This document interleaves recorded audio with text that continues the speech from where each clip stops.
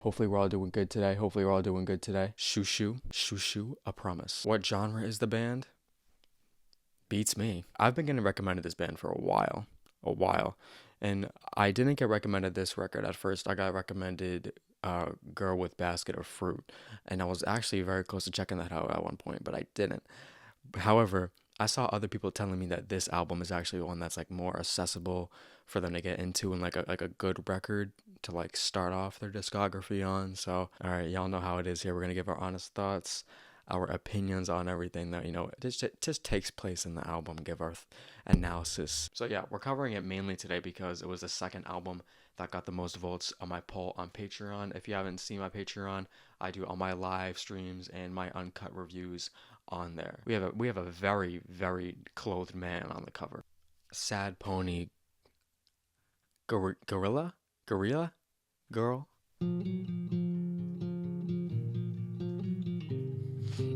Ugh.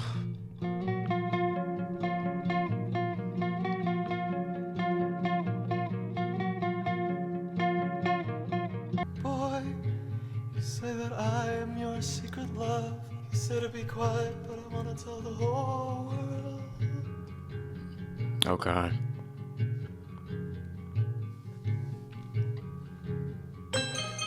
Oh. I like my gun, driving my little car. I am your girl and I will protect you. All right. I do like this guitar riff. I'm gonna try to work on my stuttering this stream when I start sentences. Put in the back of my little car, pull up my pants and fix my bra. Going home, go home to your kids. Oh. I'm gonna be quiet and I'm gonna tell the whole block. Oh, we got an affair going on. Oh.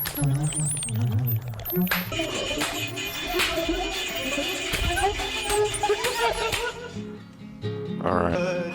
I like my gun, driving my little car. I am your girl and I will protect you. He's still offering to, provide that protection for this person. You know what I mean? He's still offering to provide that protection, and I'm still lost. And I'd like to have more context. I'd like to have more context for sure. Anyways, sound effects on that were kind of crazy, a little ear piercing at times. But I have my volume like sort of lower today for some reason because I look at a headache, and kind of crazy dramatic lyrics, stuff that I've never heard before. But yeah, let's get into number 2.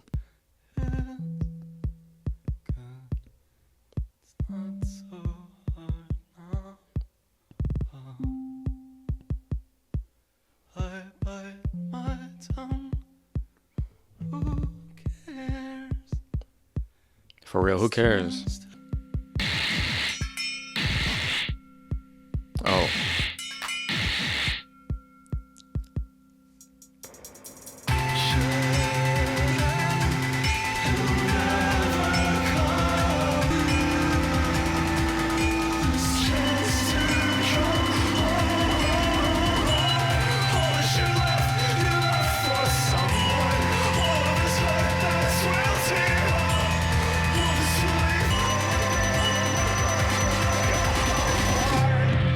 Oh wow.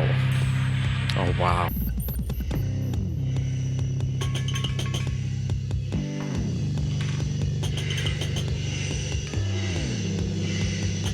Interesting bridge.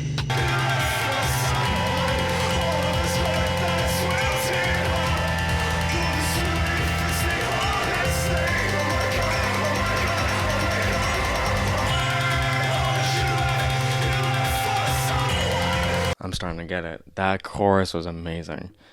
I love what the instrumental was doing with the chorus. I love how he kind of really picked up in depth wise. It kind of felt like the drop of a roller coaster during that moment. Experimental sort of sounding effects.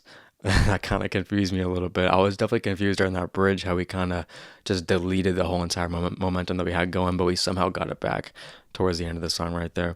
Songwriting maybe just about someone kind of abandoning him, clearly someone else, which is awful. And I can really hear the emotion, not just within his voice, but within the whole sound of the song. So it's definitely jam-packed. Menacing.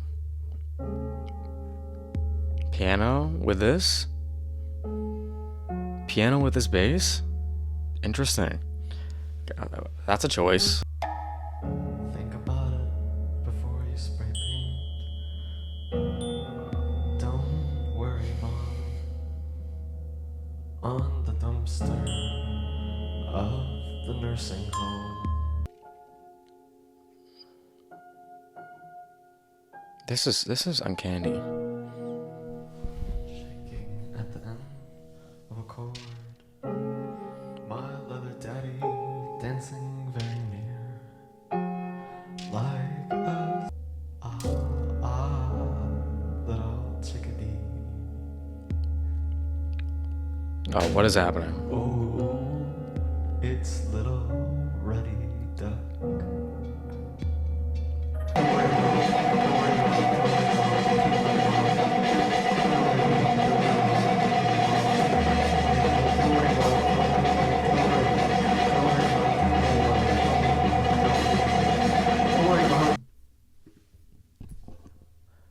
Was I built for this? That's the question of the night. Was I built for this? Well, first is that atmosphere with that.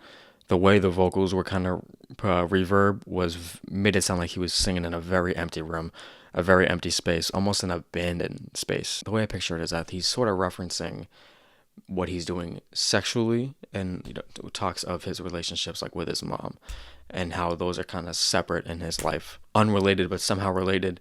But they mesh together in his mind, sort of like the piano and the bass line for me.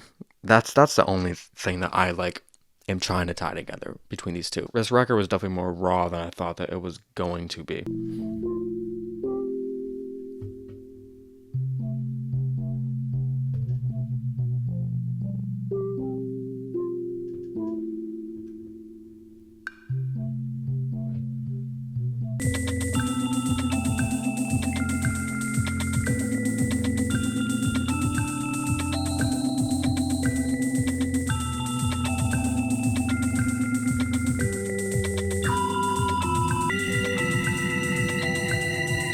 Awful song. Awful like cookie sour. What's awful about a cookie?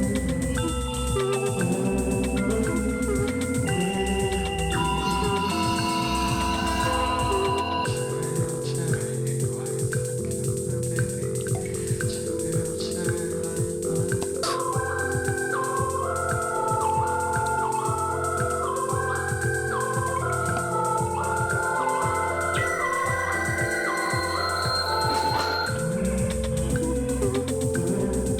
Like that one. Although lyric wise, I'm completely gone from that one. 1 minute. Who is Iris? Who is Ollie? Who is Cherry? Or are these metaphors? Yeah, love that one though. Love that synth, of course. Of course. I was about to word it in a negative way, but it's not negative.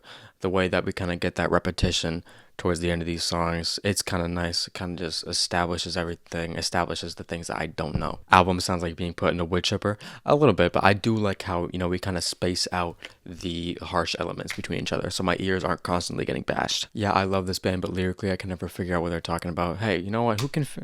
There's been harder lyrics, I think, for me.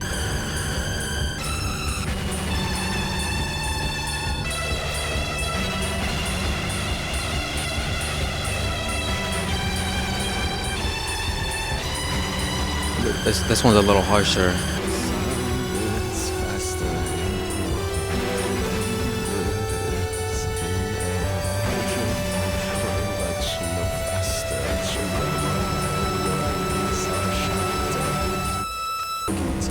All caps.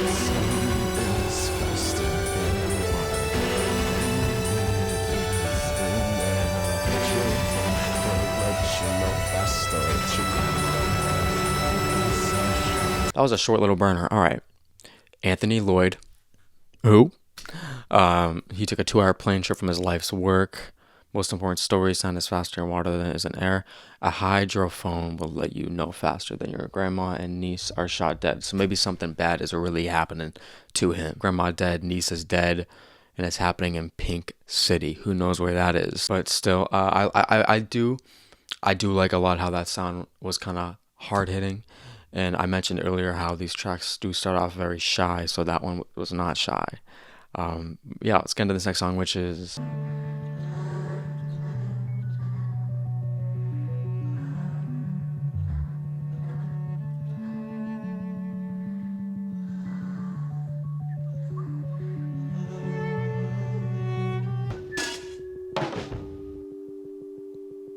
Saved up to take him out. Oh, I made him a present. It was photographed me. I did not get it. He said it did not cost me anything. Well.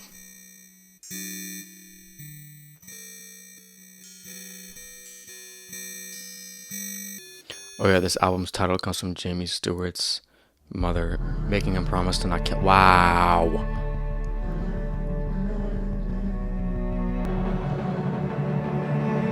I love what's happening here. I feel like it's like on train tracks a little bit. He used a lot of his grief he was experiencing at the time because his father killed himself around the time. Like, damn. I wonder if he'll really dive into that more. Speaking about his mom now, that kind of makes that one track make more sense. Towards the ending of that song, where he kept repeating, what did he keep repeating? It was like, "Oh, it's okay, mom, or something like that. Maybe that was him sort of making that promise at the end of that song. Someone who he wanted to maybe take on a date, maybe someone that he had interest in, but it wasn't necessarily reciprocated the way he, kind of wanted it to be. The way his vocals got really crazy at the end of that second verse kind of like shocked me. And the way it cut out and that really kind of eerie, almost childlike, like broken children's toy keyboard synth like sounding like effect came in. Like, that was crazy. I was not expecting that. But I love everything that happened instrumentally at the end of that song. It kind of felt like we were kind of building up towards something. It sounded like there was like a train passing by us.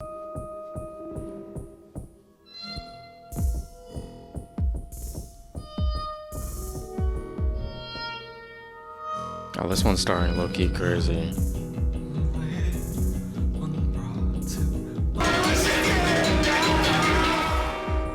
Oh my goodness.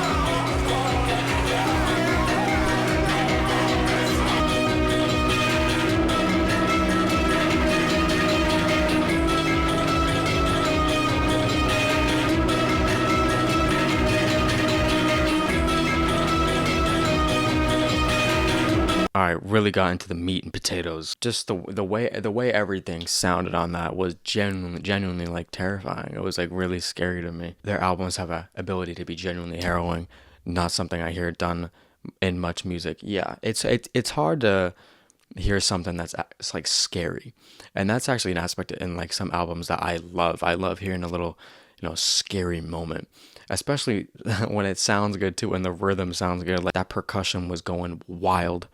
I did think it was a banger. Let's get into this next one, which is Brooklyn Dodgers.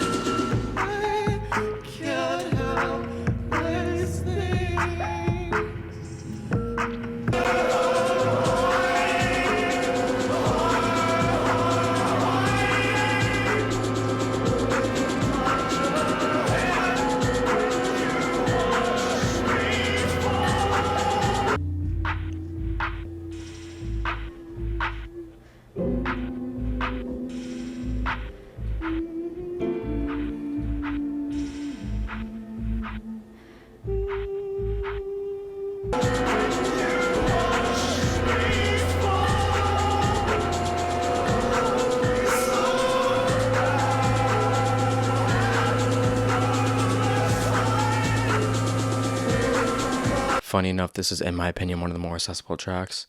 I agree. I think the electronic drum groove kind of made it sound that way for me. And especially the peak of it as well. This track is about his brother leaving to move to New York, and it's supposed to feel like an extended goodbye. Oh, okay. I was kind of getting that. I might have been about the brother because it was mentioned earlier in the song, "When You Watch Me Fall, Don't Look Back." That's awful. Let's get into this next song, which is Fast Car. This is a cover of the Tracy Chapman one. We can get somewhere. Any place is better. Starting from zero, I got nothing to lose. We'll make something. Must if I got nothing to prove. Get us out of here. Working at East Side, San Jose Child Development Center. Managed to save just That can't be in this. I did. Oh, damn.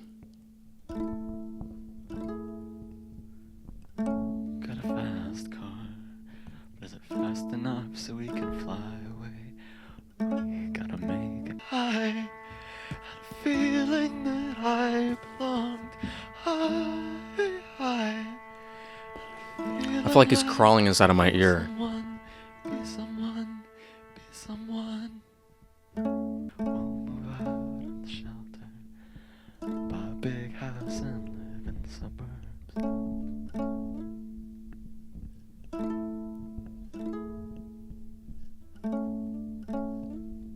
My shoulder, I feeling that I belonged. I had a feeling I could be someone. I got a job that pays all our bills. You stay out late drinking at the bar and see your friends wanting you to your kids. I'd always hope for better, but maybe together you and me would find it. It's wrapped around my shoulder and I It's like a subtle, background noise right there.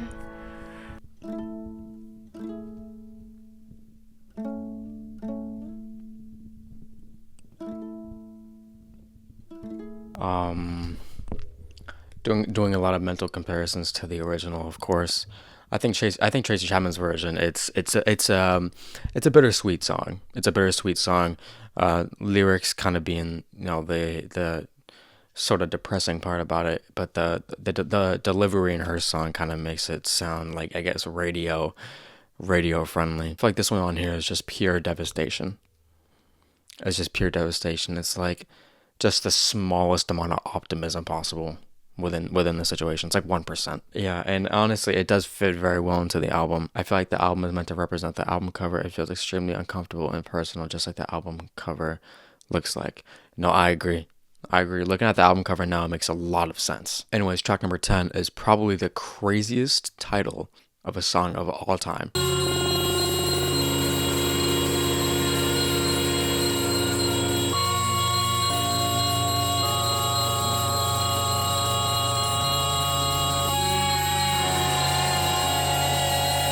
JS, when you tell me everything,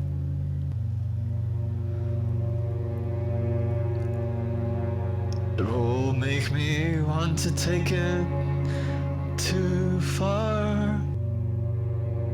The 2000 private loops making up my Ian Oh. Curtis, I can't believe I said it, wish list. Oh. Oh, what will happen?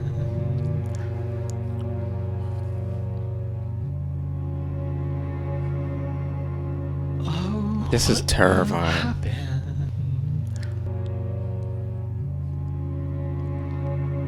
JS, I am kidding. I'm just kidding. Oh, he's just kidding. Never mind. Go home.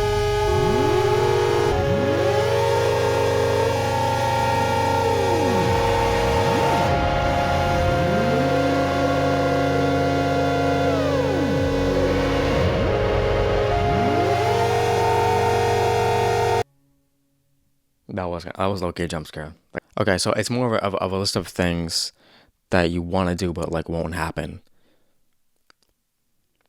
because of like the inevitable.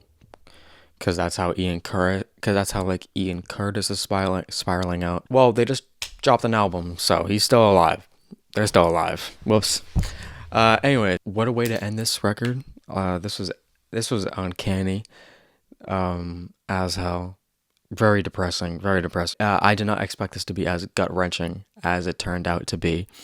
The album cover definitely made me curious, but thinking about it now, it definitely makes sense in the grand scheme of things. Appestat Commander.